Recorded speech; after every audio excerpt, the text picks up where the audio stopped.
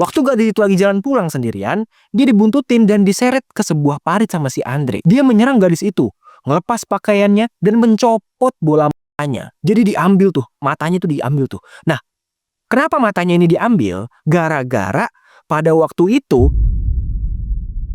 di tahun 1932 sampai 1933 sempat terjadi tragedi kelaparan besar-besaran di Ukraina, teman-teman. Gara-gara kebijakan yang nggak adil dari pemerintahan Joseph Stalin. Waktu itu, Stalin ngeluarin peraturan untuk merampas tanah milik petani biar bisa dikelola sama negara. Udah jelas petani nolak dong. Itu kan tanah mereka, hak mereka. Nah, parahnya gini nih. Siapapun yang menolak kebijakan itu, pemerintah nggak segan-segan buat ngelakuin tindakan brutal. Para tentara tuh ya, sampai keliling tuh buat ngejedor-jedorin siapapun yang nggak mau nyerahin tanah mereka. Nah, akibatnya petani nggak bisa memproduksi makanan. Pemerintah juga ternyata nggak becus ngelolanya. Akhirnya terjadilah tragedi kelaparan itu, teman-teman. Jutaan orang mati kelaparan di Ukraina.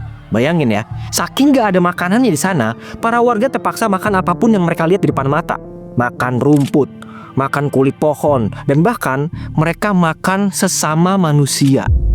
Ya, ini tuh kisah nyata, teman-teman. Mereka saling memakan satu sama lain buat bertahan hidup. Kalian bisa cari aja di Google, namanya tuh tragedi Holodomor. Tragedi Holodomor Ukraina. Dijamin kalian tuh pasti ngilu deh baca ceritanya. Nah, tragedi mengerikan ini bertepatan sama kelahiran seorang anak bernama Andrei Chikatilo. Anak kecil yang hidup dalam kemiskinan lalu berubah jadi kriminal yang mematikan. Karena yang menakutkan itu bukan hantu, teman-teman, tapi manusia yang udah kehilangan akal dan pikiran. Selamat datang di Paranoia. Jangan lupa subscribe.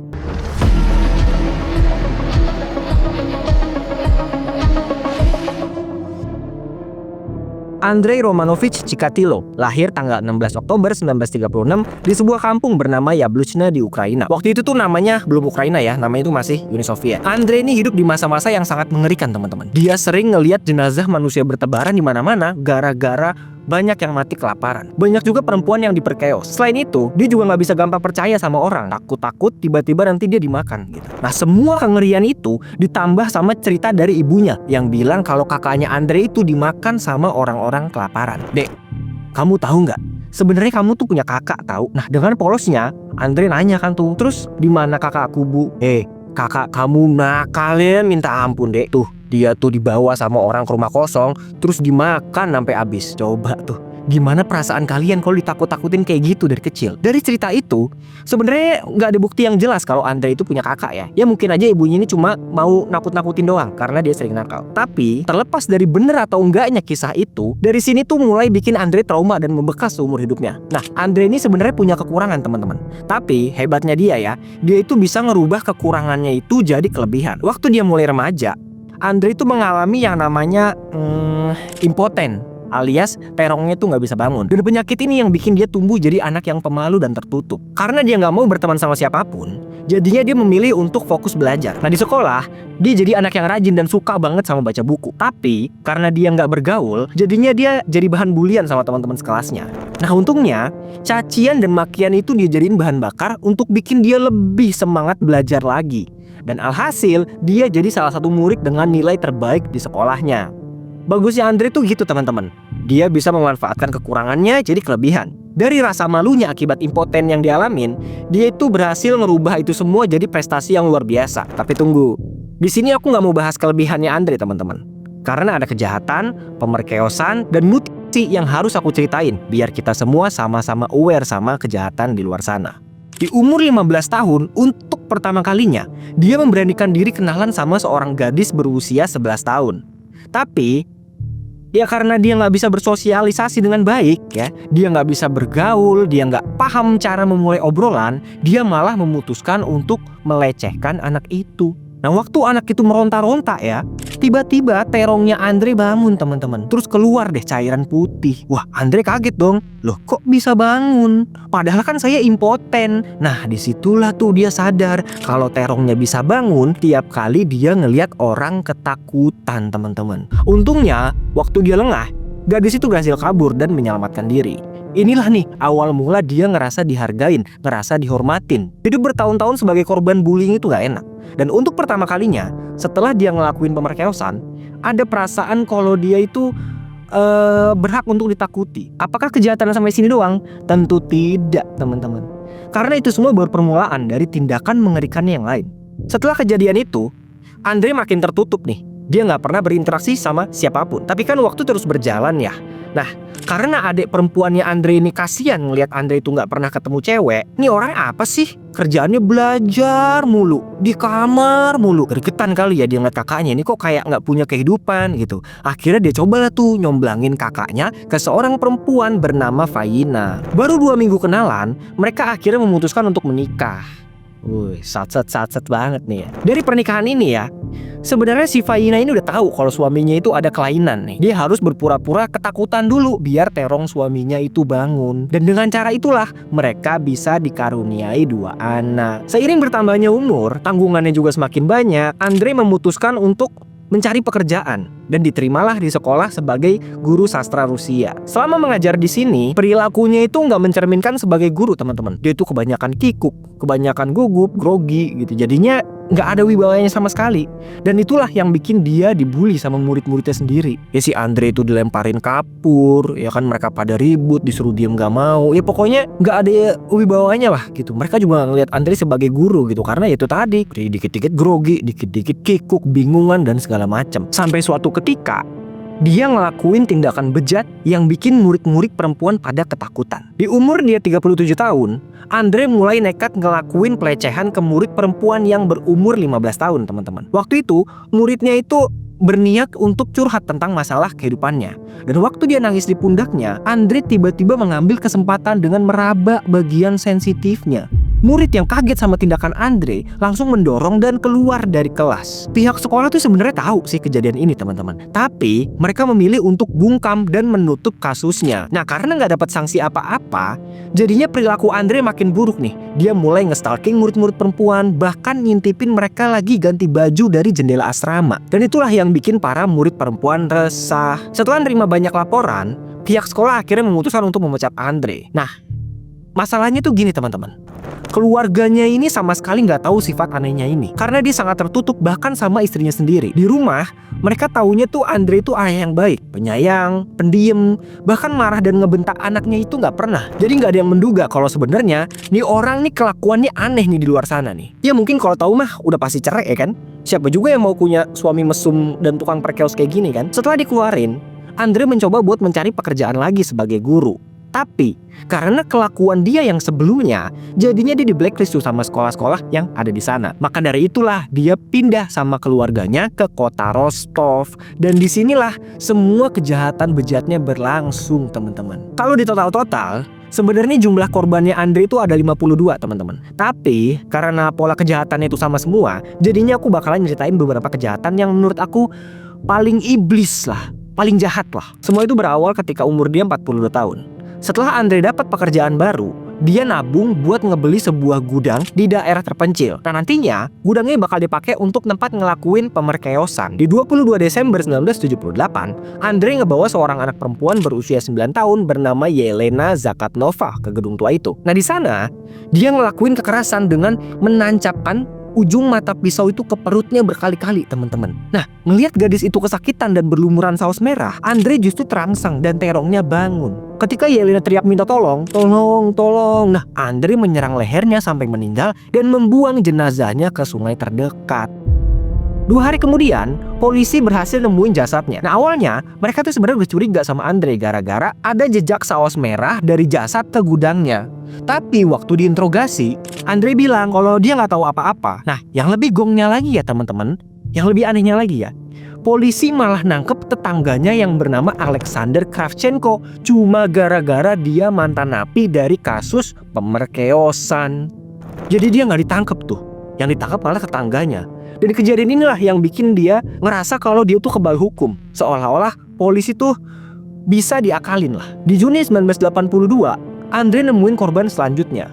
Waktu dia lagi pergi keluar kota, dia ketemu sama anak perempuan berusia 13 tahun di halte bis. Waktu gadis itu lagi jalan pulang sendirian, dia dibuntutin dan diseret ke sebuah parit sama si Andre. Dia menyerang gadis itu, ngelepas pakaiannya dan mencopot bola matanya. Jadi diambil tuh, matanya tuh diambil tuh. Nah, kenapa matanya ini diambil? Gara-gara pada waktu itu Andre itu punya kepercayaan kalau mata itu bisa ngerekam momen terakhir dari seseorang. Nah, karena dia takut nih terekam dan rekaman itu dilacak sama polisi atau paranormal, dia menghancurkan dan mengeluarkan matanya. Dan yang lebih parahnya lagi ya, semua itu dia lakuin ketika korban masih dalam keadaan hidup, teman-teman.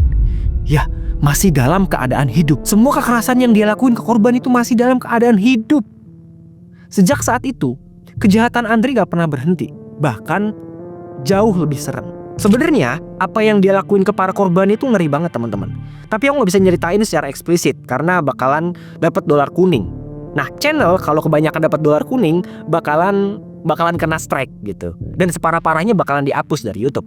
Makanya aku coba main seaman mungkin. Nah, kita balik lagi ke Andre.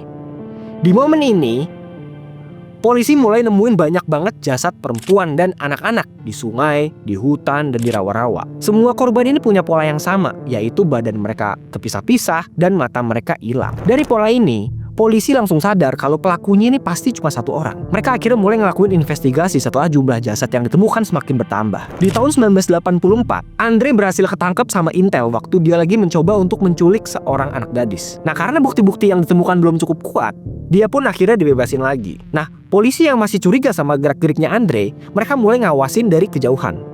Mereka tempelin terus tuh kan, kemanapun dia pergi. Seorang perempuan berusia 22 tahun bernama Svetlana Korostik meninggal dengan cara yang sama seperti korban yang lainnya, yaitu diserang di bagian leher, diambil matanya, dikeluarin rahimnya, dan ngebiarin korban meninggal secara perlahan. Andre ngebuang jasadnya di tengah hutan. Salah satu penyidik yang bertugas untuk ngawasin Andre ngelihat dia keluar dari hutan dengan bajunya tuh kotor-kotor dan banyak noda saus merah. Tapi penyidik gak langsung nangkep dia.